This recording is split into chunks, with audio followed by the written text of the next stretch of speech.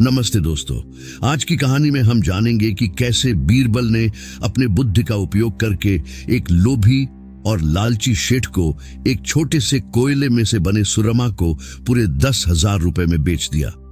दोस्तों, कहानी के आखिर में हम जानेंगे कि बुद्धि ही श्रेष्ठ बल है। अकबर का साला हमेशा से ही बीरबल की जगह लेना चाहता था। अकबर जानते थे कि बीरबल की जगह ले सके ऐसा बुद्धिमान इस संसार में कोई नहीं है। फिर भी बेगम के भाई को वह सीधी ना नहीं बोल सकते थे।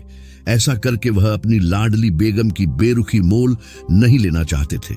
इसीलिए उन्होंने अपने साले साहब को एक कोयले से भरी बोरी दे दी और कहा कि जाओ और इसे हमारे राज्य के सबसे मक्कार और लालची सेठ दमधिलाल को बेचकर दिखाओ। अगर तुम यह काम कर गए तो तुम्हें बीरबल की जगह वजीर बना दूंगा। अकबर की इस अजीब शर्त को सुनकर साला अचंभे में पड़ डिच गया। वह कोयले की बोरी लेकर चला तो गया, पर उसे पता था कि वह सेठ किसी की बातों में नहीं आने वाला। ऊपर से वह उल्टा उसे ही छूना लगा देगा। हुआ भी यही। सेठ दमदिलाल ने कोयले की बोरी के बदले एक ढेला भी देने से इनकार कर दिया। साला अपना सा मुंह लेकर महल वापस लौट आया और अपनी हार स्वीकार कर ली। अब अकबर ने वही काम बीरबल को करने को कहा।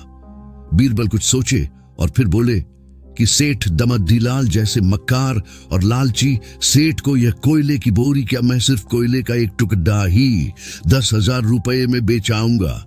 ये बोलकर वह तुरंत वहां से रवाना हो गए। सबसे पहले उसने एक दर्जी के पास जाकर एक मखमली कुर्ता सिलवाया, हीरे मोती वाली मालाएं गले में डाली, महंगी जूती पहनी और कोयले को बारीक सुरमे जैसा पिसवा लिया। फिर उसने पिसे कोयले को एक सुरमे की छोटी चमकदार डिब्बी में भर लिया।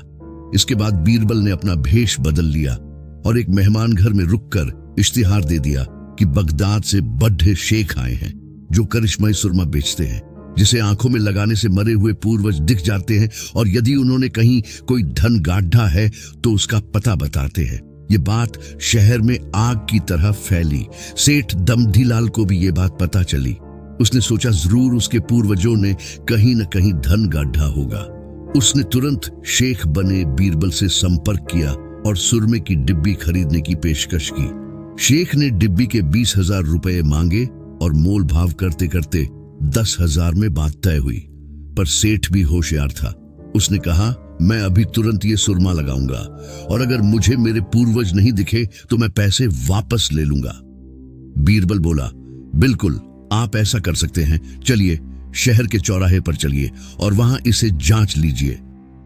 सुरमे का चमत्कार देखने के लिए भीड़ डच इकट्ठा हो गई। तब बीरबल ने ऊंची आवाज में कहा, ये सेठ अभी ये चमत्कारी सुरमा लगाएंगे और अगर ये उन्हीं की औलाद हैं जिन्हें ये अपना माँ बाप समझते हैं तो इन्हें इनके पूर्वज दिखाई देंगे और गड्ढे धन के बारे में बताएंगे।